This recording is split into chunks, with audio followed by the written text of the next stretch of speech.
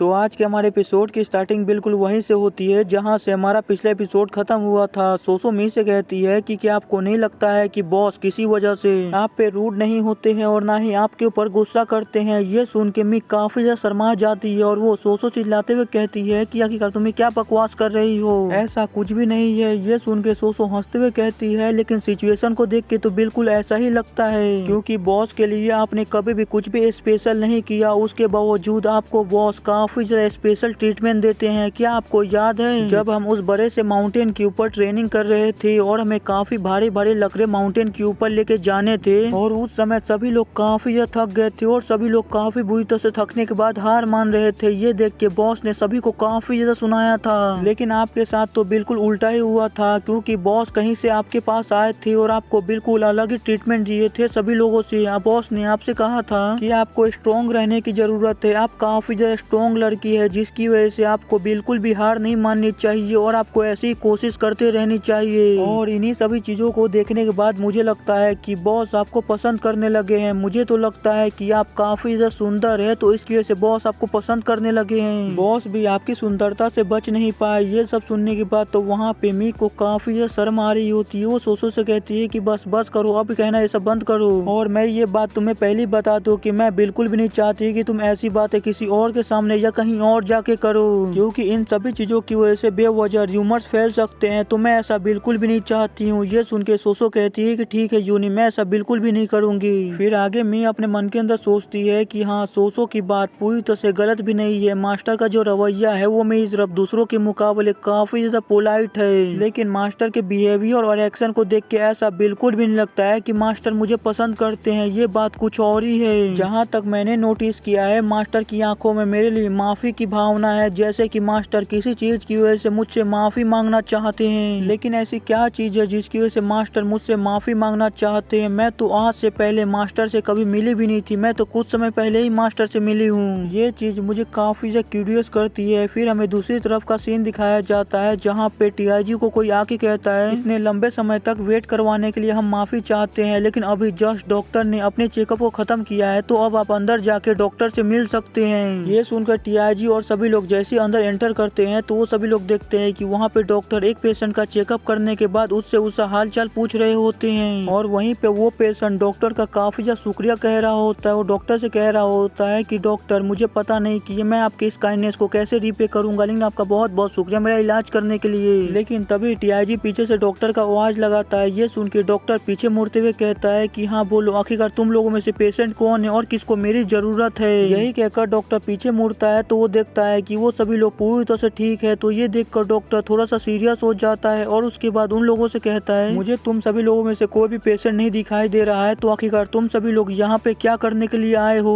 फिर हमारा scene shift हो जाता है। हमें कुछ समय बाद का सीन दिखाया जाता है जहाँ डॉक्टर अपने कमरे के अंदर होते हैं और उन सभी लोगों से कह रहे होते हैं कि तुम सभी लोग मुरीम वर्ल्ड के मार्शल आर्टिस्ट हो, तो तुम सभी लोगों ने यहाँ पे आने के लिए काफी ज्यादा मेहनत किया होगा, तो इसकी वजह से तुम सभी लोग काफी ज्यादा थक चुके होगे, तो थोड़ा सा आराम कर लो। तभी हमें इस इंसान के बारे में बताया जाता है कि यह इंसान मास्टर हीलर होता है, यूनटाई, और इसे व्हाइट हैंड डिवाइन डॉक्टर भी कहा जाता है। फिर आगे डिवाइन डॉक्टर सभी लोगों से कहते हैं कि आखिरकार ऐसा क्या हुआ जिसकी वजह से तुम्हें मेरे जैसे ओल्ड मैन के पास आना पड़ा। ये सुनकर तो टीआईजी पहले डिवाइन डॉक्टर से माफी मांगते हुए कहता है कि मुझे माफ कीजिएगा कि हमने आपको इतनी ज्यादा लेट परेशान किया, लेकिन हम आपका बिल्कुल भी ज्यादा समय नहीं लेंगे, हम जल्दी इन सभी मैटर को खत्म कर देंगे। ये सुनकर डिवाइन डॉक्टर उबासियां लेते हुए कहता है हाँ हाँ ठीक है, लेकिन मुझे तो लगता है कि तुम फिर से किसी बेकार से मैटर को लेके यहाँ पे आ गए हो। लेकिन तभी टीआईजी अपने पास एक लेटर निकाल के सामने रखते हुए कहता है कि हम एक लेटर लेके आए हैं जो हमारे सेक्ट लीडर ने हमें दिया है। ये सुनकर वो डिवाइन डॉक्टर उस लेटर को उठा लेते हैं और उसके बाद उस लेटर को खोल के पढ़ने लगते हैं। लेकिन वो जैसे उस लेटर को पढ़ते हैं तो वो काफी ज्यादा हैरान हो जाते हैं। डिवाइन डॉक्टर के ऐसे रिएक्शन को देख के वहाँ पे सभी लोग भी काफी ज्यादा हैरान होते हैं। आगे डिवाइन डॉक्टर अपनी जगह से खड़ा होते हुए कहते हैं कि तुम सभी लोग जल्दी से तैयार हो जाओ, हम इसी समय इस जगह को छोड़ के मुरीम के लिए वापस निकलने वाले हैं। तो यहीं पे हमारा सीन शिफ्ट हो जाता है। हमें कुछ दिनों बाद मुरीम यूनियन का सीन दिखाया जाता है जहाँ पे काफी सारे लोग कह रहे होते हैं कि क्या तुमने ये न्यूज सुनी है क्या। दूसरा कोई कहता है कि हाँ मैंने सुनी है, इसकी वजह से तो पूरे सेक्ट के अंदर हंगामा मच चुका है, क्योंकि कोई इंसान कुछ दिन पहले मास्टर हीलर के पास गया और उसे अपने सेक्ट के अंदर ले आया। ये सुन के दूसरा इंसान कहता है कि हाँ मुझे उस इंसान के बारे में पता है, वो इंसान टीआईजी है। तभी दूसरा कोई कहता है लेकिन मास्टर हीलर ने तो कहा है कि वो किसी भी सेक्ट को ज्वाइन नहीं करेंगे, तो आखिरकार वो यहाँ पे क्यों आए हैं। ये सुनकर दूसरा पर्सन कहता है कि मुझे इसके बारे में तो नहीं पता है, लेकिन मैंने सुना है कि मास्टर हीलर को देखने के लिए काफी सारे हाई रैंकिंग ऑफिसर भी पूरी तरह से पागल हो रहे हैं। लेकिन मास्टर हीलर अभी सभी लोगों से मिलने को मना कर रहे हैं। ऐसा लग रहा है कि मास्टर हीलर किसी से भी नहीं मिलना चाहते हैं। तभी दूसरा कोई कहता है लेकिन मास्टर हीलर अभी है कहाँ पे। ये सुनकर दूसरा पर्सन बताता है कि जहाँ तक मैंने रूमर्स में सुना है, मास्टर हीलर सीधे म्यूचुअल डोंग गए हुए हैं। फिर हमारा सीन शिफ्ट होके हमें उस हेड शेफ को दिखाया जाता है जो किसी से काफी ज्यादा गुस्से में कह रहा होता है कि आखिरकार इन सभी चीजों बकवास चीजों का क्या मतलब है। मुझे सुबह सुबह यहाँ पे बुला लिया गया है बिना किसी रीजन को दिए हुए। मुझे अभी सभी लोगों के लिए नाश्ता बनाना है, तो आखिरकार यहाँ पे मुझे बुलाने का क्या मतलब बनता है। और वहीं पे जो उसका असिस्टेंट होता है वो उसको काफी ज्यादा शांत करने की कोशिश कर रहा होता है। वो उसको कह रहा होता है कि प्लीज मास्टर शांत हो जाइए, पहले उनकी बात तो सुन लीजिए। ये सुनकर वो हेड शेफ कहता है कि आखिरकार मैं कैसे शांत हो जाऊँ, इन्होंने बिना किसी एक्सप्लेनेशन के, बिना किसी रीजन के मुझे यहाँ पे बुला लिया, ये अत्याचार नहीं तो क्या है। सनवू कहता है कि प्लीज थोड़ा सा शांत हो जाओ, जल्दी तुम्हें पता चल जाएगा कि आखिरकार हमने तुम्हें यहाँ पे क्यों बुलाया है, तो इतनी भी ज्यादा जल्दबाजी मत करो। ये सुनकर तो उस हेड शेफ को काफी ज्यादा गुस्सा आता है, लेकिन न चाहते हुए भी उस हेड शेफ को वहाँ पे शांत रहना पड़ता है और इंतजार करना पड़ता है। लेकिन तभी कुछ ही देर में कोई पीछे से चिल्लाते हुए आता है कि सच में आज कुछ ज्यादा ही बदतमीजी हो गई। तभी हमें दिखाया जाता है ये कोई और नहीं बल्कि इंटरनल इन्वेस्टिगेशन हॉल का लीडर होता है, जो सच में अभी काफी ज्यादा गुस्से में होता है। वो सनवू के ऊपर चिल्लाते हुए कहता है कि आखिरकार तुमने मुझे समझ क्या रखा है, तुम्हें क्या लगता है तुम जब चाहो मुझे बुला सकते हो और जब चाहो मुझे भेज सकते हो। ये सुनकर सनवू कहता है कि तुम्हें इतना ज्यादा गुस्सा करने की जरूरत नहीं है, तुम अभी अभी तो यहाँ पे आए हो, बस थोड़े से शांत हो जाओ। ये सुन के इंटरनल इन्वेस्टिगेशन हॉल का लीडर कहता है आखिरकार मैं शांत कैसे हो जाऊँ, तुमने अचानक से मुझे यहाँ पे बुला लिया बिना कोई रीजन बताए, आखिरकार यहाँ पे चल क्या रहा है। तुम ऐसे ही कभी भी रेकलेसली एक्ट कर रहे हो और कुछ भी कर रहे हो, तो आखिरकार तुम्हारे सबऑर्डिनेट्स क्या कर रहे हैं, उन्हें तो कम से कम तुम्हें रोकना चाहिए। ये कहकर इंटरनल इन्वेस्टिगेशन हॉल का लीडर जैसे त्याजी और सभी लोगों की तरफ देखता है तो वो काफी ज्यादा हैरान हो जाता है। वो हैरान होते हुए कहता है आखिरकार इन सभी लोगों के साथ अचानक से क्या हो गया, इन सभी लोगों में से कोई भी यहाँ पे कुछ भी नहीं कह रहे और साथ ही साथ उन सभी लोगों के रिएक्शन को देखो, उन सभी लोगों के चेहरे पे एक रिएक्शन तक नहीं है और उन सभी लोगों की आंखें काफी ज्यादा कोल्ड नजर आ रही है। उन सभी लोगों की आंखें देख के तो मुझे काफी ज्यादा घबराहट हो रही है। लेकिन अचानक से ऐसा क्या हुआ जिसकी वजह से उन सभी लोगों की आंखें इतनी ज्यादा खतरनाक हो गई। उन सभी लोगों को देख के ऐसा लग रहा है कि उन सभी लोगों की पावर काफी ज्यादा बढ़ चुकी है पहले से।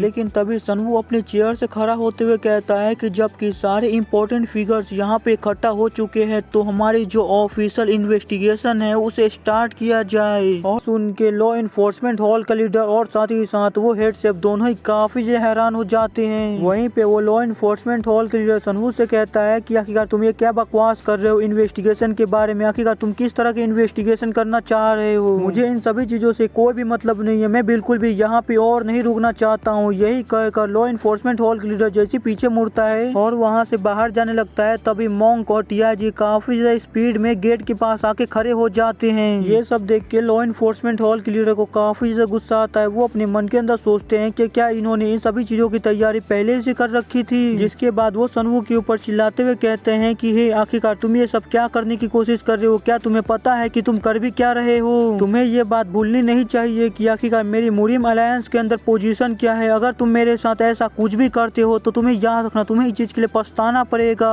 ये सुनकर सनवू एक लंबी सी सांस लेते हुए कहता है कि हाँ, मुझे अच्छी तरह से पता है कि आखिरकार तुम्हारी मुरिम अलायंस में पोजीशन क्या है और मैं यहाँ पे क्या करने की कोशिश कर रहा हूँ, लेकिन मुझे लगता है कि तुम्हें यहाँ पे अपना मुंह बंद रखने की जरूरत है। ये सुनकर तो लॉ इन्फोर्समेंट हॉल लीडर के पूरी तरह से होश उड़ जाते हैं। आगे सनवू उससे कहता है मुझे लगता है कि आपने सुना नहीं जो मैंने कुछ सेकंड पहले कहा, तो चलो मैं अपने बात को फिर से दोहराता हूँ। मैं इस इन्वेस्टिगेशन के मास्टर के रूप में ऑफिशियली इस इन्वेस्टिगेशन को चालू करता हूँ। ये सब सुन के उन्हें काफी ज्यादा गुस्सा आ रहा होता है क्योंकि सनवू उनसे काफी ज्यादा बदतमीजी से बात कर रहा होता है और साथ ही साथ उन्होंने सोचा था कि अगर वो अपनी पोजीशन का धौंस दिखाएंगे तो सनवू डर के उसे यहाँ से जाने देगा, लेकिन सनवू ने तो उसे ही उल्टा चुप करा दिया, जिसकी वजह से वो काफी ज्यादा गुस्से में जैसे सनवू को बोलने जा रहे होते हैं तभी उनके दिमाग में कोई आइडिया आता है, जिसके बाद वो सोच रहे होते हैं कि एक मिनट रुको, अगर ये इंसान यहाँ पे ऐसा कुछ भी करता है तो मेरे हिसाब से ये मेरे लिए अच्छा होगा, क्योंकि ये इंसान बेवजह यहाँ पे एक इन्वेस्टिगेशन को रख दिया और इस इन्वेस्टिगेशन को कर रहा है, तो ये चीज मेरे लिए एक अपॉर्चुनिटी के तौर पे होगी, क्योंकि ये इंसान यहाँ पे ऐसे रेकलेसली एक्ट करता करता रहा और मैंने इसके खिलाफ कोई भी एविडेंस को जमा कर लिया तो उसके बलबूते पे मैं इस इंसान को इस लीडर की पोजीशन से हटा सकता हूँ और साथ ही साथ मैं इस चीज को अलायंस लीडर को भी जस्टिफाई कर सकता हूँ कि ये इंसान अपनी पोजीशन का गलत इस्तेमाल कर रहा था। यून सन वो सच में तुमने यहाँ पे एक बहुत ही बड़ी गलती कर दी। अभी के लिए तुम यहाँ पे जो कुछ भी करोगे मैं उन सभी चीजों को तुम्हें चुपचाप करने दूंगा।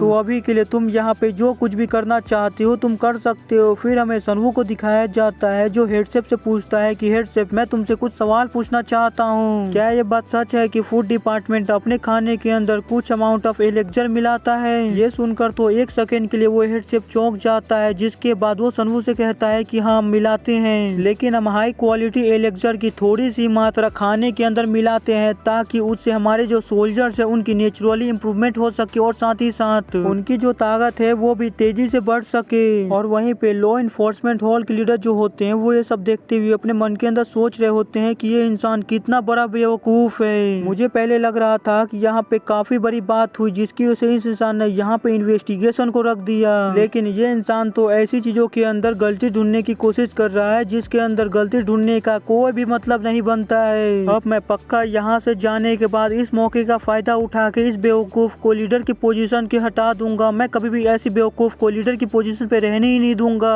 फिर हम सनवू को देखते हैं जो हेडसेफ से पूछता है कि आखिरकार एलेक्जर को मैनेज कौन करता है। हेडसेफ बताता है कि गोल्डन ट्रेजर पार्टी जो है वो काफी ज्यादा केयरफुली सारे एलेक्जर का इंस्पेक्शन करती है, उसके बाद सारे एलेक्जर को हमें देती है। और ये प्रोसेस बस यहीं पे खत्म नहीं होती है, खाना बनने से पहले सारे एलेक्जर की एक बार जांच की जाती है, उसके बाद खाना बनने के टाइम एक बार एलेक्जर की जांच की जाती है और खाना बन जाने के बाद एक और बार सारे एलेक्जर की जांच की जाती है। और जब सारे खाना बनाने वाले अंदर से निकल रहे होते हैं तो उन सभी लोगों की भी जांच की जाती है। इतनी सारी जांच के बाद ये पूरी तरह से इम्पॉसिबल है कि कोई इंसान एलेक्जर की चोरी करे। ये सुनकर सनवू कहता है कि अच्छा तुम्हारे कहने का मतलब है कि जो भी खाना बनाते हैं उनके अलावा कोई भी खाने के अंदर एलेक्जर को नहीं डाल सकता है। वो हेडसेफ कहता है कि हाँ आपने बिल्कुल सही समझा। यही कहकर वो अपने मन के अंदर सोचता है कि आखिरकार ये इंसान करना क्या चाहता है, क्या इस इंसान को एलेक्जर की चोरी के अंदर कोई भी इंटरेस्ट नहीं है। फिर हम सनवू को देखते हैं जो हेडसेफ से कहता है कि चलो मैं अब अपने दूसरे सवाल पे आता हूँ। जब मैं पिछली बार तुम्हारे किचन में आया था तो तुमने मुझसे ये बात क्लियरली कही थी कि हर डिपार्टमेंट के लिए, हर अलग अलग डिपार्टमेंट के लिए तुम अलग अलग खाना बनाते हो।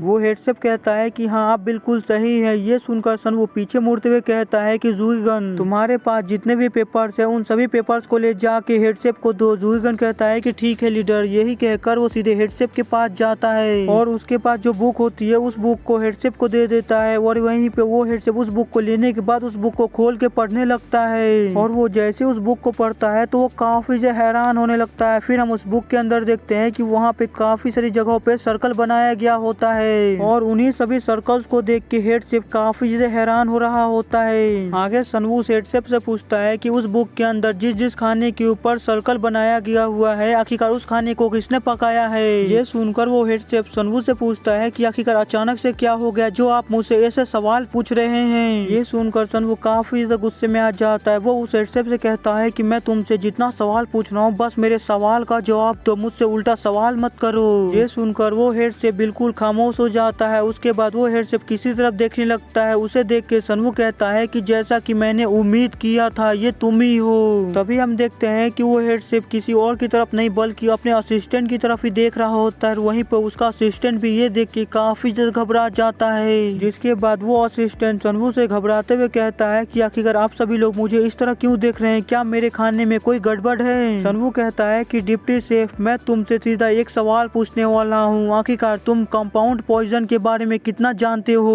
वो डिप्टी शेफ कहता है कि आखिरकार आप किस कंपाउंड पॉइजन के बारे में बात कर रहे हैं। ये सुनकर सनवू उसे बताता है कि एलेक्जर एक ट्रेजर होता है क्योंकि एलेक्जर के अंदर नेचुरल एसेंस जो है वो कंटेन्ड होता है, लेकिन अगर उसे एलेक्जर का गलत तरीके से इस्तेमाल किया जाए तो वो एलेक्जर एक जहर के रूप में भी काम कर सकता है और खास करके जब उस चीज को किसी और चीज के साथ मिलाकर खाया जाए तब वो जहर और भी ज्यादा असरदार हो जाता है। जिसके बाद सनवू सभी मटेरियल्स के नाम बताना चालू करता है कि फायर स्पीड मोर्टल फ्रूट, उसके बाद 9 branch of wailing grass, cold wine, snow ginseng, ये सभी वो मटेरियल्स है जिन सभी मटेरियल्स को खाना के अंदर डाल के तुम्हारे बनाने की जिम्मेदारी थी और अगर इन सभी मटेरियल्स को मिला के खाया जाए तो इससे हमारे जो क्यूआई की एसेंस है वो काफी ज्यादा बूस्ट हो सकती है, बढ़ सकती है। लेकिन इन सभी चीजों को मिला के खाना बनाने के समय तुम एक मटेरियल का इस्तेमाल करते थे, उसकी वजह से इन सभी एलिक्सर की जो हिडन टॉक्सिसिटी है वो अनलिश हो जाती थी और जितने भी एलिक्सर के अंदर टॉक्सिसिटी है वो सभी खाने के अंदर आ जाती थी। अगर मैं दूसरे शब्दों में कहूँ तो तुम्हारा जो वो एक इंग्रेडिएंट था उसकी वजह से तुम्हारा जो कंपाउंड पॉइजन था जो खाने के अंदर पूरी तरह से कंप्लीट हो जाता था। ये सब सुन के वहाँ पे जो असिस्टेंट शेफ होता है वो काफी ज्यादा चौंकते हुए कहता है कि ये सब कितना ज्यादा रेडिकुलस है। मैं सच कहूँ तो मुझे इन सभी चीजों के बारे में कुछ भी नहीं पता था, मैं बिल्कुल भी इन सभी चीजों के बारे में नहीं जानता था। और वहीं पे जो लॉ इन्फोर्समेंट हॉल के लीडर होते हैं उनके तो पूरी तरह से होश ही उड़े हुए होते हैं। वो अपने मन के अंदर सोच रहे होते हैं कि मैंने जितना सोचा था ये मैटर उससे भी ज्यादा सीरियस है, मुझे न चाहते हुए भी इस मैटर के अंदर आना ही होगा। जिसके बाद वो सनवू से कहते हैं कि तुम यहाँ पे जो कुछ भी कह रहे हो क्या तुम उन सभी चीजों की रिस्पॉन्सिबिलिटी ले सकते हो। डॉक्टर लॉ इन्फोर्समेंट हॉल के लीडर से कहते हैं हाँ मैं इस चीज की गारंटी देने को तैयार हूँ। कुछ दिन पहले चीफ मेरे पास एक लेटर भेजते और मुझे यहाँ पे बुलवाते हैं और फिर उसके बाद मुझे इन सभी चीजों के बारे में एक्सप्लेन करते हैं और मुझसे कहते हैं कि उन्हें इन सभी चीजों के ऊपर शक है, तो मैं उनके लिए इन सभी चीजों को इन्वेस्टिगेट करूँ और सच का पता लगाऊं। तो उनके कहने पे मैंने इन सभी चीजों को इन्वेस्टिगेट किया और जैसा कि उन्होंने कहा था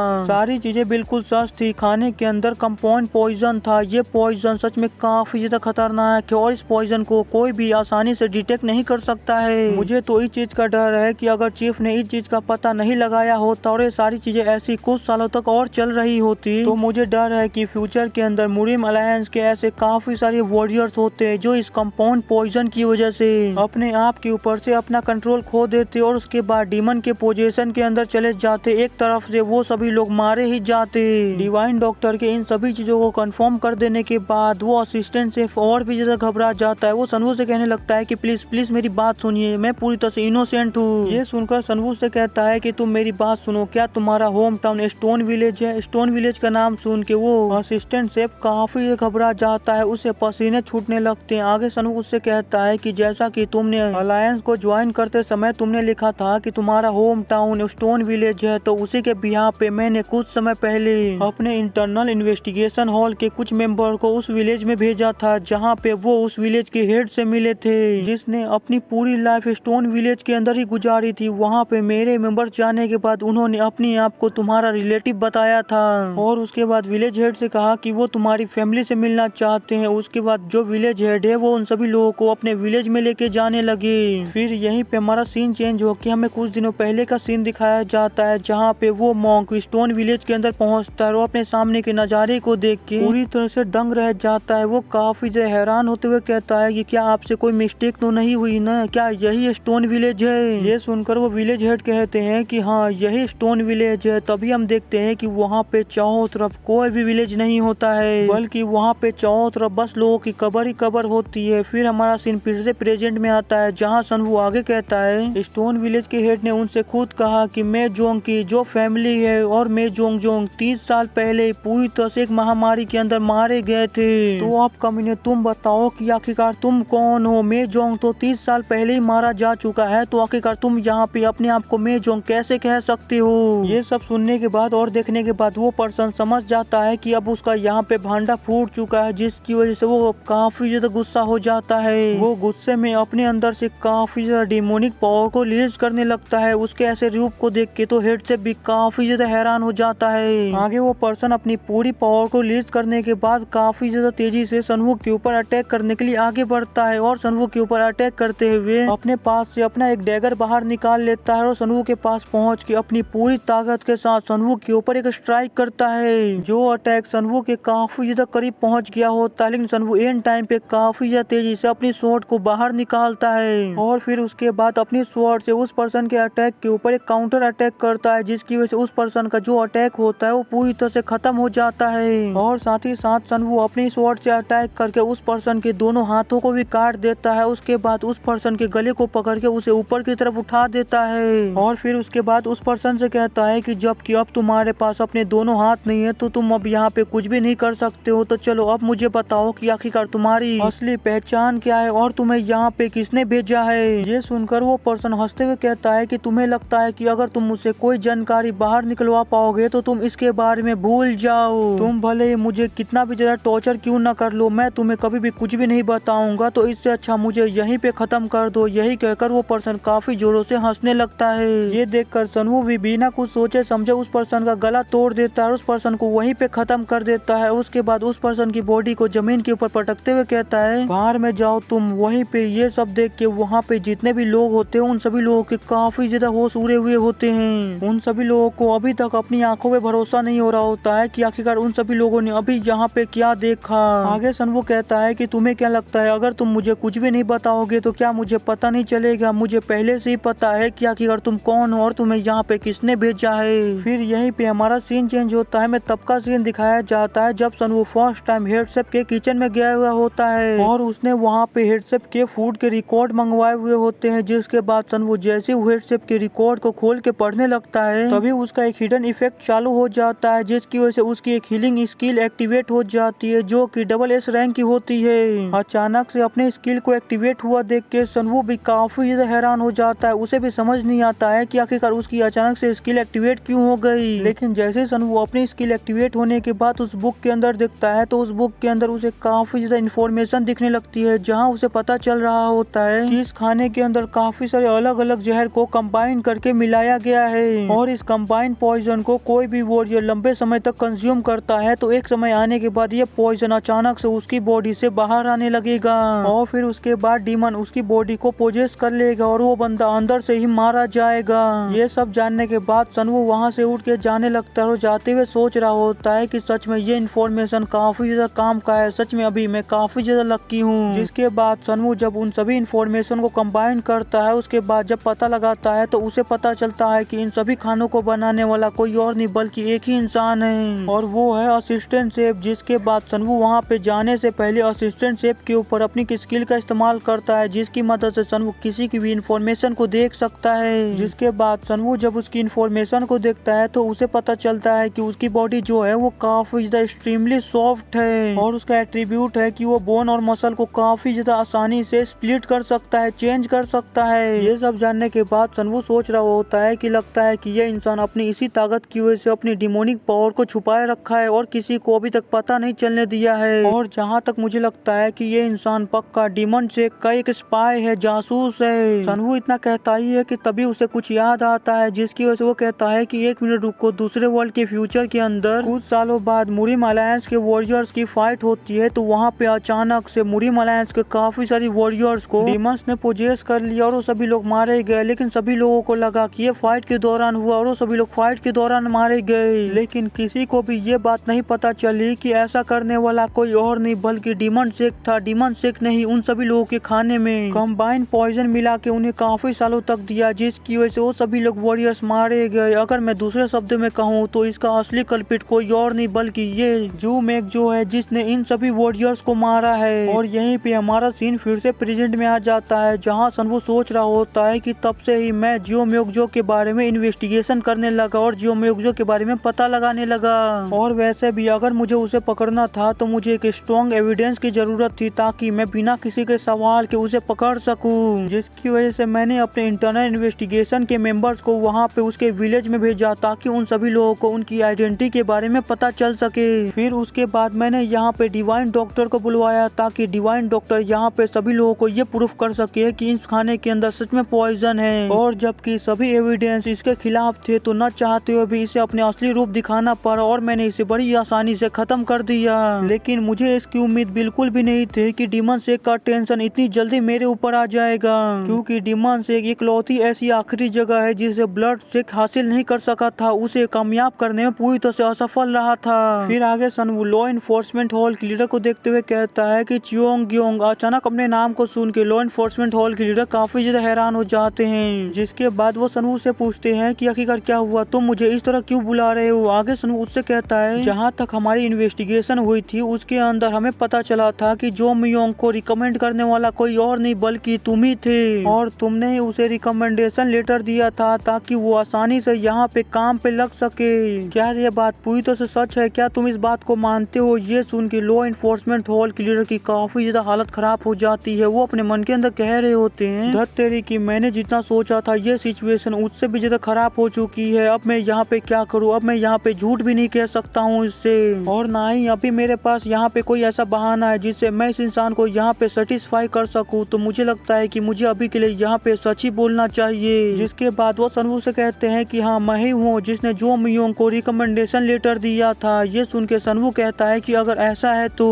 मैं तुम्हें अलायंस के खिलाफ जाने के शक में और अलायंस को धोखा देने के शक में तुम्हें टेम्परेरी अरेस्ट करता हूँ। ये सुनकर तो लॉ इन्फोर्समेंट हॉल की लीडर की सिट्टी पिट्टी ही गुल हो जाती है। आगे वो सनवू के ऊपर काफी ज्यादा गुस्सा करते हुए कहता है कि आखिरकार तुम्हारी हिम्मत कैसे हुई मुझे अरेस्ट करने की बातें करने की। मैं हेड हूँ ग्रेट कॉमन सेक्ट का और तुम्हारे पास कोई भी अथॉरिटी नहीं है मुझे अरेस्ट करने की। जिसके बाद वो पीछे मुड़ते हुए सभी लोगों से कहता है कि आखिरकार तुम सभी लोग वहाँ पे खड़े होकर देख क्या रहे हो, जल्दी से यहाँ पे आओ और इस पागल इंसान को रोको और बताओ कि आखिरकार मैं हूँ कौन जिससे ये इस तरह बात कर रहा है। वहीं पे टीआईजी और उसके साथ जितने भी लोग होते हैं वो सभी के सभी लोग अपनी जगह पे ही खड़ा रहते हैं। वो अपनी जगह से एक कदम भी आगे नहीं बढ़ते हैं। ये देखकर लॉ इन्फोर्समेंट हॉल के लीडर को और भी ज्यादा गुस्सा आने लगता है। वो अपना दांत पीसते हुए अपने मन में कहते हैं कि ये सभी के सभी कमीने इस यून सनवू के वश में आ चुके हैं, कंट्रोल में आ चुके हैं। अब इनमें से कोई भी मेरी बात नहीं सुन रहा है। क्या अब मुझे यहाँ पे फाइट करना पड़ेगा? यही कहते हुए वो अपने हाथ को अपनी स्वॉर्ड की तरफ धीरे धीरे बढ़ा रहे होते हैं। ये देखकर सनवू उनसे कहता है तुम जो अभी सोच रहे हो तुम उस चीज को भी ट्राई करके देख सकते हो। अगर तुम कामयाब हो गए तो तुम बिल्कुल यहाँ से जा सकते हो।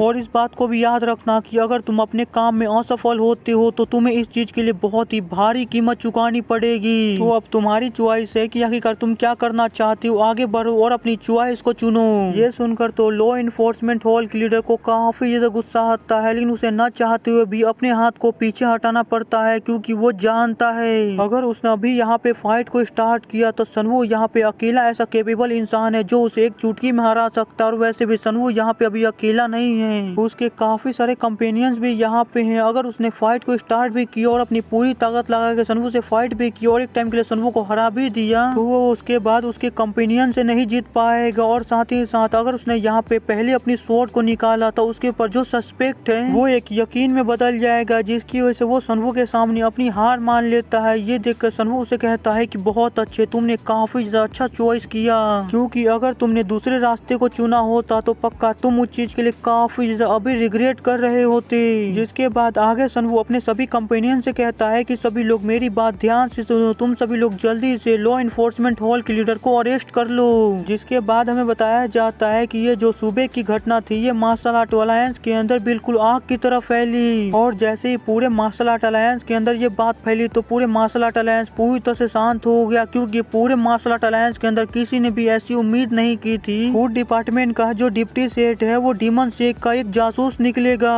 और साथ ही साथ जिस इंसान ने उसे रिकमेंड किया था और उसे रिकमेंडेशन लेटर दिया था लॉ इन्फोर्समेंट हॉल के लीडर, उसे भी गिरफ्तार कर लिया गया। जिसके रिस्पॉन्स में यांगजी ने और हेवेंस स्कूल ने एक इमरजेंसी मीटिंग बैठाई और अपनी पावर की मदद से लॉ इन्फोर्समेंट हॉल के लीडर को छुड़ाने की कोशिश की और साथ ही साथ पब्लिक की जो ओपिनियन है उसे भी दबाने की कोशिश की। जिसकी वजह से 7 ग्रेटेस्ट सेक्ट ने और अलायंस मेंबर ने और 9th स्कूल के जितने भी लोग हैं सभी लोगों ने उन्हें काफी ज्यादा क्रिटिसाइज किया और कहने लगे कि आखिरकार वो सभी लोग अपनी पावर का इतना ज्यादा गलत इस्तेमाल कैसे कर सकते हैं, वो सभी लोग एक अपराधी को ऐसे कैसे बाहर निकालने की कोशिश कर सकते हैं। और वहीं पे दूसरी तरफ इन सभी चीजों का असली मास्टरमाइंड जिसने इन सभी चीजों को प्लान किया वो बिल्कुल खुला घूम रहा था। उसने जैसा एक्सपेक्ट किया था उसकी उम्मीद से और भी ज्यादा अच्छा रिजल्ट आया था, जिसकी वजह से वो काफी ज्यादा खुश था। फिर हम सनवू को देखते हैं जो सीढ़ियां चढ़ते हुए कहीं जा रहा होता है और जाते हुए कह रहा होता है कि अब समय है कि सारी चीजों को उल्टा पुल्टा किया जाए। जिसके बाद ऐसे ही कहते हुए सनवू एक दरवाजे के सामने आ जाता है। उसके सामने आता ही वो दरवाजा अपने आप ही खुल जाता है और वो दरवाजा जैसे ही ओपन होता है तो हम देखते हैं कि उसके पीछे कोई और नहीं बल्कि मुरीम अलायंस के लीडर होते हैं। और वो पहले काफी ज्यादा शांत होते हैं और उनके अंदर से काफी ज्यादा लाइट कलर की ऑरा निकल रहा होता है, लेकिन जैसे ही वो सनवू को देखते हैं तो उनका ऑरा पूरी तरह से चेंज हो जाता है। जो उनका ऑरा पहले लाइट कलर का निकल रहा होता है वो पूरी तरह से अब डार्क कलर का हो जाता है। ये देखकर सनवू एक स्माइल करता है और मुरीम अलायंस के लीडर की तरफ जाने लगता है। वहीं पे ये देखकर मुरीम अलायंस के लीडर जल्दी से अपने डार्क ऑरा को छुपाते हैं और सनवू को हंसते हुए कहते हैं यंग मैन, तुम्हें देखे हुए काफी लंबा समय हो गया, काफी लंबे समय बाद हम दोनों फिर से मिल रहे हैं। ये देखकर सनवू अपने मन के अंदर कहता है कि क्या तुम सच में मुझे इतना ज्यादा बेवकूफ समझ रहे हो कि तुम्हारे अंदर से जो मेरे लिए अभी इतने ज्यादा किलिंग इंटेंट निकल रहा था वो मैं महसूस नहीं कर सकता हूँ। मुझे तो यहाँ पे ऐसा लगता है कि मैं अपनी पलके भी झपकाऊंगा तो मैं तुमसे बेवकूफ बन सकता हूँ। जिसके बाद आगे सनवू उसे ग्रीट करते हुए कहता है कि इनर गार्ड लीडर, मैं यहाँ पे सेक्ट मास्टर से मिलने के लिए आया हूँ। मुझे माफ कीजिएगा कि पहले मैंने इसे मुरीम अलायंस का लीडर बता दिया था, लेकिन मुरीम अलायंस का लीडर नहीं बल्कि इनर गार्ड का लीडर है जिसका नाम यू जियांग है। आगे यू जियांग सनवू को अंदर जाने के लिए कहता है। ये सुनकर सनवू उसके पीछे पीछे अंदर की तरफ आने लगता है। सनवू जैसे ही अंदर की तरफ एंटर करता है तो यू जियांग उसे एक जगह बैठने का ऑफर देता है, लेकिन वहीं पे सनवू किसी चीज को नोटिस करके काफी ज्यादा सीरियस हो जाता है। जिसके बाद सनवू वहाँ पे पूरे कमरे को सर्च करने लगता है और जब वो पूरे कमरे को सर्च करता है तो उसे पता चलता है कि उस पूरे कमरे के अंदर काफी सारे लोग छुपे हुए होते हैं जो उन सभी लोगों पे नजर रख रहे होते हैं, जिन्हें देख के सनवू सोचता है कि ये सभी के सभी गार्ड्स काफी ज्यादा पावरफुल है। ये सभी लोग यहाँ पे किसी भी सीरियस सिचुएशन को कंट्रोल करने के लिए हैं और साथ ही साथ यहाँ पे जितने भी लोग हैं उन सभी लोगों की मार्शल आर्ट अल्टीमेट लेवल से ऊपर की है। मुझे यहाँ पे ऐसा महसूस हो रहा है कि जैसे कि शेर की गुफा में मैं खुद चलते हुए आया हूँ और शेर के मुंह में अपना सर रख रहा हूँ ताकि शेर मेरा शिकार कर सके। मुझे जितना हो सके यहाँ पे चौकन्ना रहना होगा और हर सिचुएशन के लिए तैयार रहना होगा।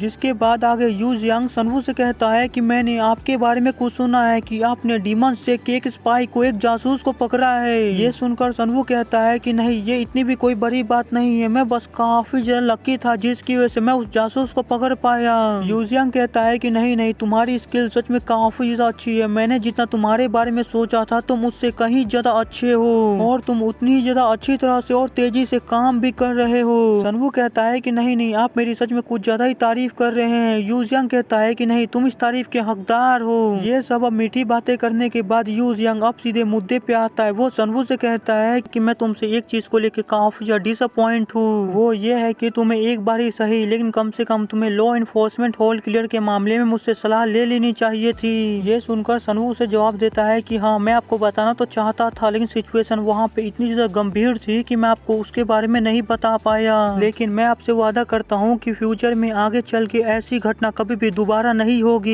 ये सुनकर यू जियांग को सच में काफी ज्यादा गुस्सा आता है, लेकिन वो अपने गुस्से को कंट्रोल करते हुए अपने मन के अंदर कह रहा होता है कि तुम चालाक कमीने, तुम कहना चाहते हो कि तुम फ्यूचर के अंदर ऐसी घटना को फिर से दोहराओगे। ये सब सोचकर यू जियांग को काफी ज्यादा गुस्सा आ रहा होता है, लेकिन वो किसी तरह अपने गुस्से पे कंट्रोल करता है और फिर उसके बाद सनवू से कहता है कि कल एल्डर्स की मीटिंग में ये डिसाइड होने वाला है कि लॉ इन्फोर्समेंट हॉल के जो लीडर हैं उन्हें उनकी पोजीशन से हटा दिया जाएगा। तो आखिरकार तुम इसके बारे में क्या सोचते हो? सनवू कहता है कि हाँ, सच में ये काफी ज्यादा अच्छा आइडिया है, लेकिन अगर लॉ इन्फोर्समेंट हॉल के लीडर अगर सच में डीमन सेक्ट के कोई स्पाई है तो उनके पोजीशन से उन्हें हटाने की सजा बहुत ही ज्यादा छोटी है। हमें उनके सर को उनके धड़ से अलग कर देना चाहिए, हमें उन्हें मार देना चाहिए। ये सुन के यू जियांग काफी ज्यादा हैरान हो जाता है। वो अपने मन के अंदर कहता है कि क्या सच में तुम उसे मारना चाहते हो? भले ही लॉ इन्फोर्समेंट हॉल के लीडर जो है वो भले ही हमारे प्लान के अंदर एक साइड कैरेक्टर का रोल निभाते हैं, लेकिन वो इंसान यांगजी का लेफ्ट हैंड है। तभी सनवू कहता है कि हालांकि अब हमें उनके साथ ऐसा करने की कोई भी जरूरत नहीं है, क्योंकि बाकी सभी एल्डर्स ने और अलायंस लीडर ने ये सिंप्लीफाई कर दिया है, रिवील कर दिया है कि लॉ इन्फोर्समेंट हॉल के लीडर का कोई भी कनेक्शन नहीं है डीमन सेक्ट के साथ। वो पूरी तरह से बेगुनाह है। उन्होंने जो कुछ भी किया वो सिर्फ अनजाने में किया, उनसे एक गलती हो गई है तो उन्हें उनकी पोजीशन से हटा देने की सजा काफी होगी। हमें उन्हें मारने की कोई भी जरूरत नहीं है। सनवू की ऐसी चालाक बातों को सुन के यू जियांग को काफी ज्यादा गुस्सा आ रहा होता है। वो बहुत ही मुश्किल से अपने गुस्से को कंट्रोल कर पा रहा होता है। वो अपने चेहरे पे हंसी लाते हुए सनवू से कहता है, तुम्हारा बहुत बहुत शुक्रिया कि तुमने सभी एल्डर्स की ओपिनियन को समझा और अलायंस लीडर की बात मानी, लेकिन तुमने जो ये काम किया है वो सच में काफी ज्यादा अच्छा है। इसके बदले तो तुम्हें कोई रिवॉर्ड जरूर मिलना चाहिए। तो चलो बताओ कि आखिरकार तुम्हें रिवॉर्ड के तौर पे क्या चाहिए? ये सुन के सनवू कहता है कि क्या मैं रिवॉर्ड के तौर पे कुछ भी मांग सकता हूँ? ये सुनकर यू जियांग चौंकते हुए अपने मन के अंदर सोचता है कि जैसा कि मैंने उम्मीद किया था, ये ऑब्वियस ही बात है कि आखिरकार अभी तुम क्या मांगने वाले हो। तुम अभी यहाँ पे ये कहोगे कि तुम्हारे इंटरनल इन्वेस्टिगेशन हॉल की जो इन्वेस्टिगेशन करने की अथॉरिटी हम उसे बढ़ा दे ताकि तुम और भी लार्ज एरिया के अंदर इन्वेस्टिगेट कर पाओ और सभी चीजों के ऊपर नजर रख पाओ। तभी सनवू उससे कहता है, मैं चैन टियान वुगू के अंदर जाना चाहता हूँ। अभी यहाँ पे ये कंफर्म नहीं हुआ है कि सनवू चैंग टियान वुगू के अंदर जाना चाहता है या उसे ज्वाइन करना चाहता है। आगे हमें कहानी में पता चल जाएगा। तो हम अपनी कहानी को आगे कंटिन्यू करते हैं। ये सुनकर यू जियांग काफी ज्यादा हैरान हो जाता है। तभी आगे हमें चैन टियान वुगू के बारे में बताया जाता है कि चैन टियान वुगू एक ऐसी जगह है जहाँ पे एक्सीलेंट मार्शल आर्ट और एलेक्सर रखा जाता है। है। और बस इतना ही नहीं, मार्शल आर्ट अलायंस जितने भी ट्रेजर को ऑब्टेन करती है या कोई भी खास खजाना उन्हें मिलता है वो सभी वहीं पे रखते हैं। हम उसे मार्शल आर्ट अलायंस का ट्रेजर वोल्ट भी कह सकते हैं। इसके बाद यू जियांग सनवू की बातें सुनने के बाद उससे कहता है कि ठीक है, मैं ट्रेजरी लीडर को इसके बारे में एडवांस में बता दूंगा, तो कल तुम मुझे चैंग टियान वू के सामने मिलो।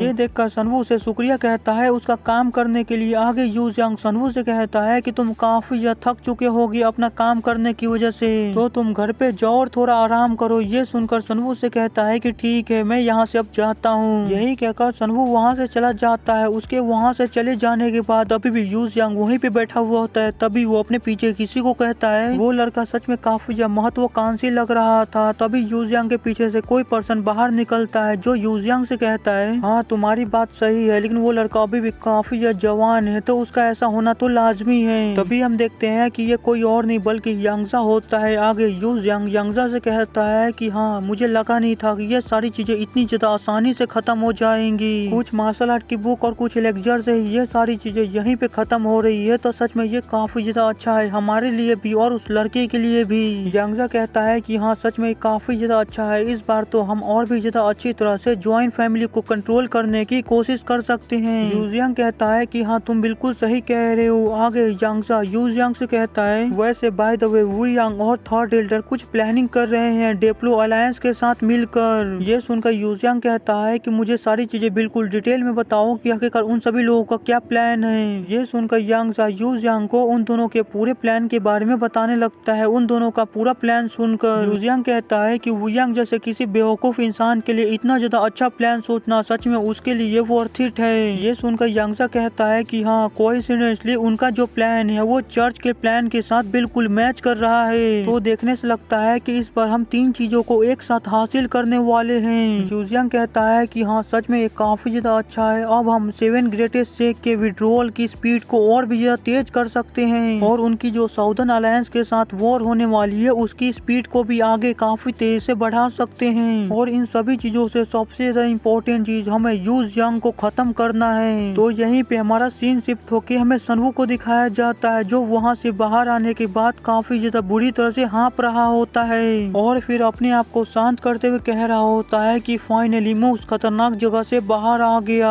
अब मैं अपने आप को थोड़ा सा रिलैक्स कर सकता हूँ। फिर उसके बाद वो पीछे मुड़ के उस जगह को देखते हुए कह रहा होता है कि सच में मैंने आपको काफी ज्यादा शांत रखने की कोशिश की थी वहाँ पे, और मैं बहुत ही मुश्किल से वहाँ पे ऐसा एक्ट कर पा रहा था कि मुझे कोई भी फर्क नहीं पड़ता और मैं काफी ज्यादा शांत हूँ। लेकिन सच में हम उस इंसान को बिल्कुल भी कम समझने की कोशिश नहीं कर सकते हैं। वो इंसान सच में काफी ज्यादा पावरफुल है। वो इंसान बाइलोंग से भी कहीं ज्यादा पावरफुल है। मैं अभी अपनी करंट ताकत में और कंडीशन में उस इंसान को बिल्कुल भी नहीं हरा सकता हूँ। वो इंसान अभी मुझसे काफी ज्यादा पावरफुल है और वो इंसान अपने रियलम के बिल्कुल लास्ट स्टेज पे है। वो जल्दी ही ब्रेक थ्रू करने वाला है और लाइफ एंड डेथ को समझने वाला है। लेकिन मुझे यहाँ पे बिल्कुल भी निराश होने की जरूरत नहीं है क्योंकि मेरा जो प्लान है वो काफी ज्यादा आसानी से स्मूथली जा रहा है। तो अभी के लिए मुझे बस अपने प्लान के ऊपर फोकस करना होगा और अपने प्लान के अनुसार ही चलना होगा। अगर मेरे प्लान के अंदर कोई भी गड़बड़ होती है तो ये मेरे लिए बिल्कुल भी अच्छा नहीं होगा। इसलिए मुझे जितना हो सके अपने प्लान के ऊपर फोकस करना होगा और अपने प्लान को एकदम कामयाब करना होगा।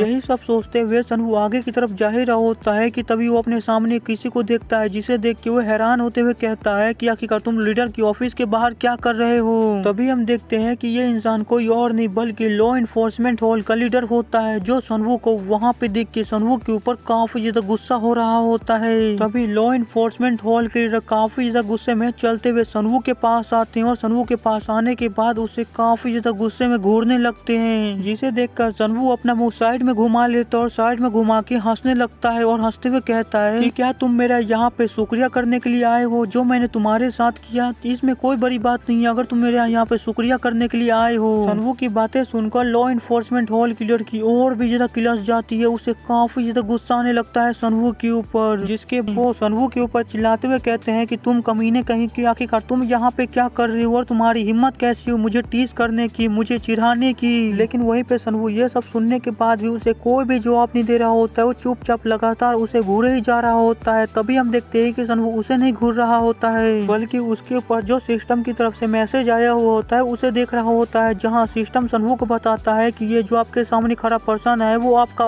ओपोनेंट है और ये इंसान स्पीड टच में आ चुका है। इसके बाद तुरंत ही सनवू के पास एक और नोटिफिकेशन आती है जहाँ सनवू से पूछा जाता है कि आप इस रिजल्ट को फिर से चेक करना चाहते हैं। ये देखकर सनवू अपने मन के अंदर कहता है कि नहीं, मुझे नहीं लगता है कि मुझे इस चीज को दूसरी बार एक और बार चेक करना चाहिए क्योंकि रिजल्ट फिर से सेम ही आने वाला है। जैसा कि मैंने इस इंसान के बारे में उम्मीद किया था, ये इंसान बिल्कुल वही बन चुका है। यहाँ पे सनवू बताता नहीं है कि आगे लॉ इन्फोर्समेंट हॉल के लीडर क्या बन चुके हैं और वहीं पे लॉ इन्फोर्समेंट हॉल के लीडर अभी भी सनवू के ऊपर गुस्सा ही कर रहे होते हैं। वो सनवू से कह रहे होते हैं कि आखिरकार तुम मुझे इस तरह कैसे इग्नोर कर सकते हो। मैं तुम्हें पहले सतर्क कर दूं, जो तुमने मेरे साथ किया है मैं उस चीज को कभी भी नहीं भूलूंगा। तुम्हें उस चीज की जरूर कीमत चुकानी पड़ेगी। ये सुनकर सनवू वहाँ से जाते हुए कहता है कि ठीक है, लेकिन अब तुम इंतजार करो कि आखिरकार आगे क्या क्या होता है। यही कहकर वो वहाँ से चला जाता है और वहीं पे लॉ इन्फोर्समेंट हॉल के लीडर पीछे से उसे पूछते ही रह जाते हैं कि आखिरकार तुम्हारी इस बात का मतलब क्या था और तुम कहना क्या चाह रहे थे। और वहीं पे सनवू जाते हुए सोच रहा होता है कि क्या तुम मुझसे बदला लेना चाहते हो, लेकिन इसके बारे में भूल जाओ क्योंकि अब तुम अपनी पूरी लाइफ के अंदर कभी भी मेरे से बदला नहीं ले पाओगे।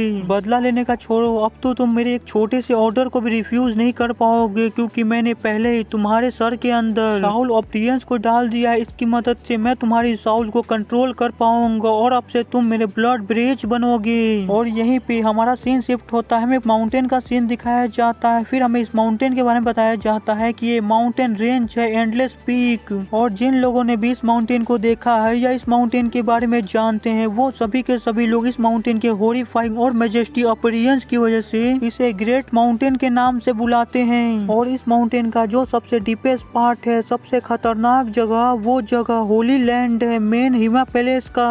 फिर हमें हेमा पैलेस का ही सीन दिखाया जाता है जहाँ पे काफी सारे लोग मरे पड़े होते हैं और वहीं पे एक इंसान काफी जोरों से हंस रहा होता है और वहीं पे जो एक बंदा जिंदा बचा हुआ होता है वो काफी घबरा रहा होता है और अपने सामने बैठे हुए बंदे के सामने भीख मांगते हुए कह रहा होता है कि प्लीज प्लीज मुझे माफ कर दीजिए मास्टर। लेकिन वहीं पे जो सामने बैठा हुआ ओल्ड मैन होता है वो काफी ज्यादा गुस्से में होता है। वो उससे कहता है कि मैंने तुम सभी लोगों को 30 साल लगा के इतनी ज्यादा हार्ड वर्क से तुम लोगों को ट्रेन किया और मेरी 2 साल की प्लानिंग तुम लोगों ने पूरी तरह से मिट्टी में मिला दी। इतने सालों तक तुम लोगों ने वहाँ पे स्पाई किया, लेकिन उसके बावजूद तुम लोगों को ये पता नहीं चला कि एक 16 साल का घटिया सा लड़का मुरिम अलायंस के अंदर आ गया और आने के बाद इन्वेस्टिगेशन हॉल का लीडर तक बन गया। और बस इतना ही नहीं, वो नया लीडर, वो 16 साल का घटिया सा लड़का तुम लोगों की असली पहचान के बारे में भी जान गया और सभी को बता दिया। तुम ऐसा कह रहे हो यहाँ पे आके। ये सब सुन के वो बंदा और भी घबरा जाता है। वो अपना सर जमीन की पटकते हुए कहता है कि प्लीज प्लीज मास्टर, मुझे ऊपर एक बार मर्सी दिखा दीजिए, मेरे ऊपर एक बार दया कर दीजिए। मैं आपसे वादा करता हूँ कि ये गलती दोबारा नहीं होगी, मैं ऐसा फिर कभी भी नहीं होने दूंगा।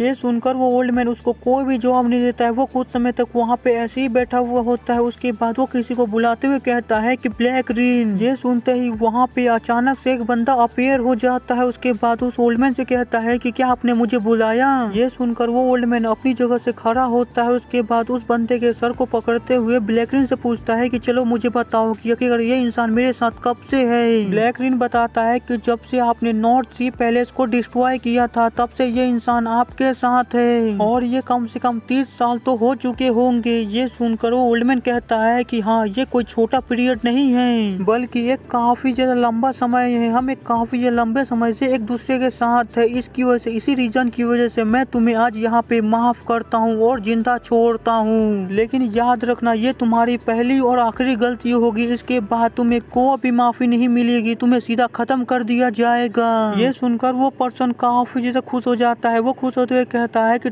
थैंक यू मास्टर, मुझे माफ करने के लिए, लेकिन मैं आपसे वादा करता हूँ ऐसी गलती दोबारा नहीं होगी। मैं अब सब कुछ करने को तैयार हूँ आपके। वो अपनी बात आगे पूरी कर पाता उससे पहले ही वो ओल्ड मैन उसके सर को पकड़ के उसे पिचका के पूरी तरह से फोड़ देता है, जिसकी वजह से वो बंदा वहीं पे बहुत ही बुरी तरह से मारा जाता है। जिसके बाद वो ओल्ड मैन काफी ज्यादा जोरों से हंसते हुए कहता है कि ये फीलिंग सच में काफी ज्यादा अच्छी है। तुम बेवकूफ कहीं के, तुम्हें क्या सच में लगा कि मैं तुम्हें यहाँ पे ऐसे ही जिंदा छोड़ दूंगा? मैं तो बस तुम्हें एक उम्मीद दे रहा था जिंदा रहने के लिए, क्योंकि मैं बहुत लोगों को मारता हूँ, लेकिन किसी ऐसे इंसान को मारने में मुझे सबसे ज्यादा मजा आता है जिसके अंदर मैं किसी को जिंदा रहने की उम्मीद दे दूं और फिर उसके बाद मारूं, तो इसमें मुझे सबसे ज्यादा मजा आता है। जिसके बाद आगे वो ब्लैक रिन से कहता है कि ब्लैक रिन, मेरी बात ध्यान से सुनो, मून को एक मैसेज भेजो। मैं जैसा तुम्हें कह रहा हूँ बिल्कुल मून को वैसा ही कहना। मून को जाके कहना कि उसके लिए एक खेल है और अगर मून उस गेम को पूरा करता है तो उसे जो कुछ भी चाहिए मैं उसे सब कुछ दूंगा। तो जाओ जल्दी से इस चीज को मून को इन्फॉर्म करो। ये सुन के ब्लैकरिन कहता है कि ठीक है मास्टर, मैं अभी जाता हूँ। यही कहकर ब्लैकरिन वहाँ से जल्दी से डिसअपीयर हो जाता है। ब्लैकरिन के वहाँ से चले जाने के बाद वो ओल्डमैन कहता है कि मेरे दोस्त यून सनवू, जो तुमने किया है वो तुम्हें पता भी नहीं है कि आखिरकार तुमने किसे छेड़ा है और तुम्हारी हिम्मत कैसे हुई मेरे प्लान को बिगाड़ने की। अब मैं तुम्हें एक ऐसा सबक सिखाऊंगा जो तुम्हें जिंदगी भर याद रहेगा, या फिर मैं ऐसा कहूँ कि तुम जिंदगी भर याद करने के लिए जिंदा ही नहीं बचोगे। तो यहीं पे हमारा सीन शिफ्ट हो जाता है, हमें सीधा सनवू का सीन दिखाया जाता है जहाँ पे वो अपने कान के अंदर उंगली करते हुए कह रहा होता है कि आखिरकार मेरा कान इतनी ज्यादा क्यों खुजली कर रहा है, क्या मेरे पीठ पीछे कोई मेरे बारे में बुराई कर रहा है। और वहीं पे जो उसके साथ में बंदा होता है वो इसको ऐसे करते हुए देख के उसे पूछता है कि आखिर आप ये क्या कर रहे हैं। सनवू कहता है कि नहीं मैं कुछ भी नहीं कह रहा हूँ, तुम जो कह रहे थे तुम कहते रहो, मैं तुम्हारी बातें सुन रहा हूँ। ये सुनकर वो बंदा कहता है कि जैसा कि आपको पहले भी बताया गया है कि चोन म्यो को अलग अलग डिवीजन में डिवाइड किया गया है और सभी को 3 अलग अलग ग्रेड के अंदर बांटा गया है, जैसे कि पहला है क्लॉथ, दूसरा है पेपर और तीसरा है फॉस्फोरस। तो आखिरकार लॉर्ड ने आपको कितने पॉइंट अलाउड किए हैं लेने के लिए। ये सुनकर सनवू याद करते हुए कहता है कि उन्होंने मुझसे कहा था कि मैं जो कुछ भी चाहता हूँ जितना चाहता हूँ ले सकता हूँ। ये सुनकर वो पर्सन हैरान होते हुए कहता है कि क्या उन्होंने तुम्हें कुछ भी नहीं कहा कि तुम कितना ले सकते हो। सनवू कहता है कि हाँ तुमने बिल्कुल सही सुना है, मुझे कोई भी लिमिट नहीं मिला है। ये सुनकर वो पर्सन कुछ समय के लिए अपनी आंखें बंद करता है, उसके बाद कुछ सोच के कहता है कि ठीक है, जबकि लॉर्ड ने तुमसे ये करने को कहा है तो मैं इसके अंदर कुछ भी नहीं कर सकता हूँ। तो चलो अब हम अपनी डेस्टिनेशन पहुँच गए, हमारे सामने ही वो बिल्डिंग है। जिसके बाद सनवू सीधे जाके दरवाजे के सामने खड़ा हो जाता है। उसके बाद दरवाजा ओपन होता है। दरवाजा जैसे ओपन करता है तो सनवू की आंखें पूरी तरह से चौंक जाती है। वो काफी हैरान होते हुए कहता है कि अच्छा ये है वो खास जगह। सनवू उस पवेलियन को देखते हुए कहता है कि सच में ये पवेलियन काफी ज्यादा अच्छा है, मैंने जितना उम्मीद किया था इस पवेलियन के अंदर से निकलने वाला ऑरा उससे कहीं ज्यादा स्ट्रॉन्ग है। जिसके बाद सनवू के साथ जो लड़का होता है वो सनवू से कहता है कि आप पहले किस फ्लोर पे जाना चाहते हैं। सनवू कहता है कि मैं फर्स्ट फ्लोर पे जाऊंगा पहले। ये सुनकर वो पर्सन कहता है कि ठीक है चलिए मैं आपको पहले बॉडी आर्मर की एरिया में लेके चलता हूँ। यही कहकर वो पर्सन सनवू को बॉडी आर्मर की एरिया में लेके आ जाता है, जहाँ पे काफी ज्यादा स्ट्रॉन्ग बॉडी आर्मर रखे हुए होते हैं, जिसे देख के सनवू कहता है कि ये सभी आर्मर सच में काफी ज्यादा अच्छे हैं। ये सुनकर सनवू के साथ जो पर्सन रहता है वो कहता है कि इन सभी को 3 अलग अलग ग्रेड में बांटा गया है, जिसमें से पहला है क्लॉथ, दूसरा है पेपर और तीसरा है रॉयल्टी गार्ड्स। तो आप चाहे तो इन सभी के पावर और ग्रेड को खुद से भी जज कर सकते हैं। ये सुनकर सनवू कहता है कि ठीक है चलो इन पे एक बार नजर डाली जाए। यही कहकर सनवू उन सभी आर्मर की रेटिंग और टाइप को अपने सिस्टम की मदद से देखने लगता है, जहाँ पे सनवू का सिस्टम उन सभी की इंफॉर्मेशन दिखा रहा होता है। जिसमें से पहला आर्मर होता है किंग ऑफ किंग्स, जिसकी रेटिंग S- की होती है। और सनवू इस आर्मर को लेता है तो सनवू इस आर्मर की मदद से किसी भी एनर्जी को ऑब्जॉर्ब कर सकता है और गॉन मेथड की मदद से उस एनर्जी को इस्तेमाल कर सकता है। और ये आर्मर अपनी इसी एबिलिटी की वजह से काफी ज्यादा स्ट्रॉन्ग बन जाता है। जिसके बाद सनवू एक दूसरे आर्मर को देखता है जिसका नाम फायर क्रैकर होता है और इसकी रेटिंग A+ की होती है। और अगर सनवू इस आर्मर को लेता है तो सनवू इस आर्मर की मदद से काफी सारे अलग अलग काम कर सकता है जो हमारे किसी भी काम के नहीं है, तो मैं स्किप कर रहा हूँ। जिसके बाद सनवू उन दोनों ही आर्मर को देखने के बाद काफी ज्यादा कंफ्यूज हो जाता है। वो अपने मन के अंदर कहता है कि ये दोनों ही आर्मर काफी ज्यादा अच्छे हैं, जिसमें से पहले आर्मर की रेटिंग है S- की और दूसरे आर्मर की रेटिंग है A+ की। दोनों के बीच में बस एक ही लेवल का गैप है, लेकिन दोनों की पावर में जमीन आसमान का फर्क है। आखिरकार मुझे कौन सा लेना चाहिए, क्योंकि दोनों की प्राइस तो मुझे सेम ही पड़ने वाली है। मैं काफी ज्यादा कंफ्यूज हो रहा हूँ। यही सोचते हुए सनवू इधर उधर देख रहा होता है, तभी उसकी नजर एक जगह पे जाती है, जहाँ पे देख के वो अपने पीछे वाले आदमी से पूछता है कि आखिरकार वहाँ पे क्या है। ये सुनकर वो बंदा उस तरफ देखते हुए कहता है कि क्या आप उस आर्मर की ढेर की बात कर रहे हैं, वो पूरी तरह से यूजलेस है, बिल्कुल मेरे पेमेंट की तरह। और ये लाइन मैंने खुद से नहीं कही है, बल्कि सच में इस बंदे ने कहा है। आगे वो बंदा सनवू को बता रहा होता है कि वो सभी आर्मर पूरी तरह से बेकार है, वो आपकी अटेंशन के लिए बिल्कुल भी वर्थ इट नहीं है, तो आप बिल्कुल भी उन सभी बेकार आर्मर पे ध्यान मत दीजिए। लेकिन सनवू उसकी बात पे बिना कोई ध्यान दिए उस आर्मर की तरफ जाने लगता है। ये देखकर वो बंदा चौंक जाता है। वो चौंकते हुए कहता है कि मास्टर, मैंने आपसे कहा ना कि वो सभी आर्मर पूरी तरह से बेकार है। उन सभी घटिया आर्मर को देख के आपको कुछ भी नहीं मिलने वाला है। वहीं पे सनवू वहाँ पे आर्मरों को हटा रहा होता है और किसी चीज को ढूंढ रहा होता है, जिसमें वो उन सभी आर्मरों को इधर उधर उठा के फेंक रहा होता है, जिसकी वजह से वहाँ पे काफी ज्यादा शोर हो रहा होता है। ये देखकर वो बंदा इरिटेट होते हुए सनवू से कहता है, मास्टर मास्टर आखिरकार आप क्या कर रहे हैं? मैंने आपसे कहा ना कि वो पूरी तरह से वर्थलेस है, आखिरकार आप वहाँ पे क्या ढूंढ रहे हैं? लेकिन तभी सनवू वहाँ पे जिस चीज को ढूंढ रहा होता है उसे वो मिल जाता है, जिसकी वजह से वो खुश होते हुए कहता है कि फाइनली ये वो रहा। तभी हम देखते हैं कि सनवू के हाथ में एक आर्मर होता है जो दिखने में काफी ज्यादा पावरफुल लग रहा होता है और उसका नाम व्हाइट ईयर होता है। जिस आर्मर को देख के वो दूसरा बंदा कहता है ये आर्मर तो डोंग योंग का आर्मर है, मुझे लगा था कि अभी तक इस आर्मर को फेंक दिया गया होगा, लेकिन ये अभी तक यहीं पे है। ये आर्मर सिर्फ दिखने में ही अच्छा है, इसके अलावा इसके अंदर और कोई भी खासियत नहीं है। मास्टर मैं आपको यही एडवाइस दूंगा कि आपको इस आर्मर को नहीं लेना चाहिए। और वैसे भी यहाँ पे और भी ज्यादा पावरफुल और अच्छे आर्मर है, आपको उन्हें देखना चाहिए और आपको उनमें से किसी एक को सिलेक्ट करना चाहिए। ये सुनकर सनवू कहता है अच्छा ऐसा है क्या, लेकिन इसके बावजूद भी मैं इस आर्मर को लेना चाहता हूँ। यही कहकर सनवू उस आर्मर को उस बंदे की गोद में फेंक देता है, जिसके बाद सनवू उससे कहता है कि इस आर्मर को लो और इंटरेस्ट पे मेरा इंतजार करो। ये सुनकर वो बंदा अभी भी सनवू को उस आर्मर को लेने को मना कर रहा होता है, जिसे देख के सनवू उससे कहता है कि तुम्हें इसके बारे में चिंता करने की कोई भी जरूरत नहीं है, और वैसे भी आज नहीं तो कल इस आर्मर को फेंका जाने वाला था, तो उससे पहले मैं इसे ले लेता हूँ तो इससे कोई भी फर्क नहीं पड़ता है। ये सुनकर वो बंदा कहता है कि अच्छा ठीक है, लेकिन बाद में आप इस चीज के लिए रिग्रेट मत कीजिएगा कि आपके पास इतना ज्यादा अच्छा मौका था, लेकिन इसके बावजूद आपने इस कचरे को ले लिया। ये सुनकर सनवू स्माइल करते हुए अपने मन के अंदर सोचता है कि ये तो आगे चल के ही तुम लोगों को पता चलेगा कि आखिरकार यहाँ पे असली बेवकूफ कौन है। मुझे तो अभी तक अपनी आंखों पे भरोसा नहीं हो रहा है कि तुम लोग इतने बड़े बेवकूफ हो कि तुमने इतने ज्यादा अच्छे आइटम को कचरे के अंदर फेंक दिया है। लेकिन जब आगे चल के फ्यूचर में तुम लोगों को इसकी असली वर्थ के बारे में, असली कीमत के बारे में पता चलेगा, तो मैं पक्का कह सकता हूँ कि तुम लोगों को काफी ज्यादा अफसोस होने वाला है। जिसके बाद आगे सनवू उससे कहता है कि जबकि मैंने यहाँ पे सभी बॉडी आर्मर को देख लिया है, तो मुझे पता चल गया है कि अब यहाँ पे मेरे पसंद का कोई भी बॉडी आर्मर नहीं है, तो मुझे अब अगले फ्लोर पे जाना चाहिए। यही कहकर सनवू अगले फ्लोर पे चला जाता है, जहाँ पे अलग अलग वेरियस के मार्शल आर्ट के रिकॉर्ड रखे हुए होते हैं। जिसके बाद हमें बताया जाता है कि जब मुरिम अलायंस के फर्स्ट फाउंडर ने जब मुरिम अलायंस को बनाया था, तो उन्होंने सोचा था कि वो एक ऐसी लाइब्रेरी बनाएंगे जिसके अंदर काफी सारे अलग अलग मार्शल आर्ट के बुक हो और जिसे हर कोई पढ़ सके और सीख सके। जिसकी वजह से उन्होंने एक ऐसी लाइब्रेरी को फाउंड किया जिसके अंदर काफी सारे अलग अलग मार्शल आर्ट के बुक रखे हुए थे, और इस मार्शल आर्ट की लाइब्रेरी के अंदर काफी सारे अलग अलग फैमिली के ओनर्स ने भी अपने फैमिली के मार्शल आर्ट के बुक को यहाँ पे डोनेट किया, जिसकी वजह से इस मार्शल आर्ट की लाइब्रेरी के अंदर काफी ज्यादा अलग अलग पावरफुल मार्शल आर्ट हो गए थे। लेकिन जंग के बाद काफी सारे मार्शल आर्ट के फैमिली के जो हेड थे उन्होंने रिट्रीट करना चालू कर दिया, और उन्होंने जो मार्शल आर्ट के बुक डोनेट किए थे उसे कब्जा करना चालू कर दिया।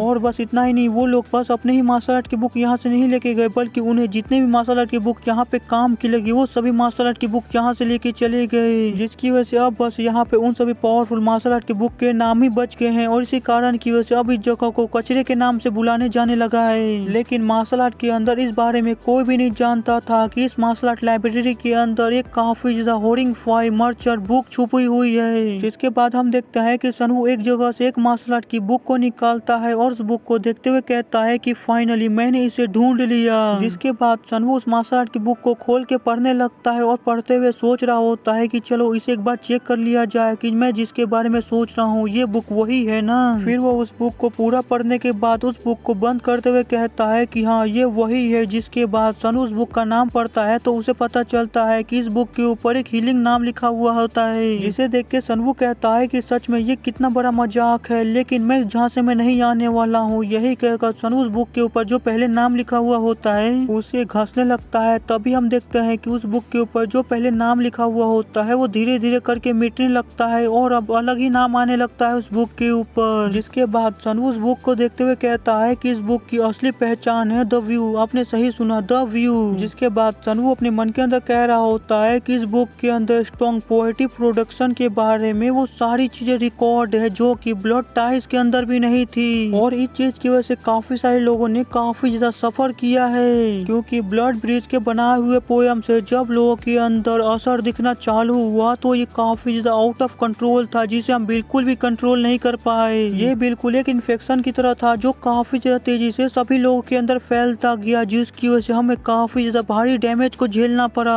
लेकिन इस बार कहानी कुछ और ही होगी। मैं इस बार बिल्कुल भी ऐसा नहीं होने दूंगा, और इस बार मेरी बारी ऐसा करने की। इस बार मैं इसकी मदद से तुम सभी लोगों के खून के आंसू रुलाऊंगा और तुम सभी लोगों का गला घोटूंगा।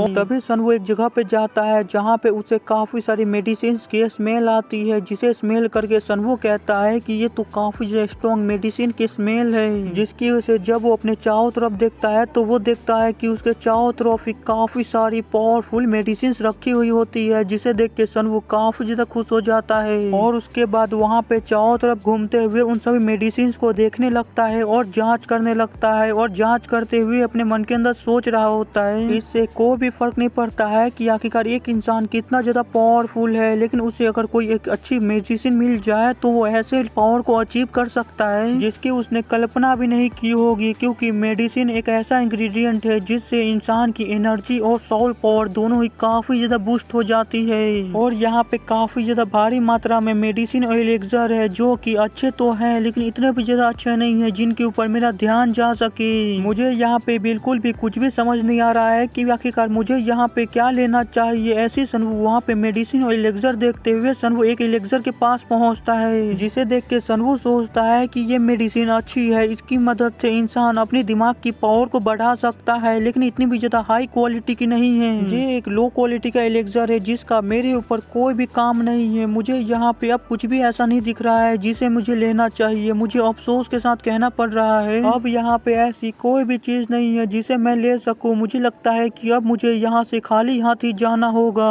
यही सोचकर सनवू वहाँ से जाने लगता है। वो वहाँ से जा ही रहा होता है कि तभी सनवू एक जगह से एक पावरफुल एनर्जी को निकलते हुए देखता है, जिसकी वजह से सनवू का ध्यान वहाँ पे जाता है। और जब सनवू उस तरफ देखता है तो वो देखता है कि वहाँ पे एक छोटी सी वुडन की बॉक्स रखी हुई होती है, जिसके अंदर से वो पावरफुल एनर्जी निकल रही होती है। उस एनर्जी को महसूस करके सनवू कहता है कि मुझे जो एनर्जी महसूस हो रही है क्या वो उस बॉक्स के अंदर से निकल रही है। चलो एक बार मुझे उस बॉक्स को जाके चेक करना चाहिए कि आखिरकार उस बॉक्स के अंदर क्या है। यही कहकर सनवू उस वुडन बॉक्स के पास चला जाता है और उसके बाद उस बॉक्स को उठाने के बाद उसके ऊपर जितनी भी धूल होती है उसे झाड़ते हुए उस बॉक्स को ओपन करने लगता है, जिसकी वजह से उस बॉक्स के अंदर से काफी ज्यादा पावरफुल एनर्जी रिलीज होने लगती है, जिसे महसूस करके सनवू सोचता है इस बॉक्स के अंदर से जो एनर्जी निकल रही है उसे मैं क्लियरली महसूस कर सकता हूँ। ये तो बिल्कुल वही है। और सनवू जैसे जैसे उसे ओपन कर रहा होता है उसकी एनर्जी और भी ज्यादा बढ़ती जा रही होती है। और जैसे ही वो बॉक्स ओपन होता है तो हम देखते हैं कि उस बॉक्स के अंदर 3 ब्लू कलर की एलिक्सर होती है, जिसे देख के सनवू कहता है कि हाँ, जैसा कि मैंने सोचा था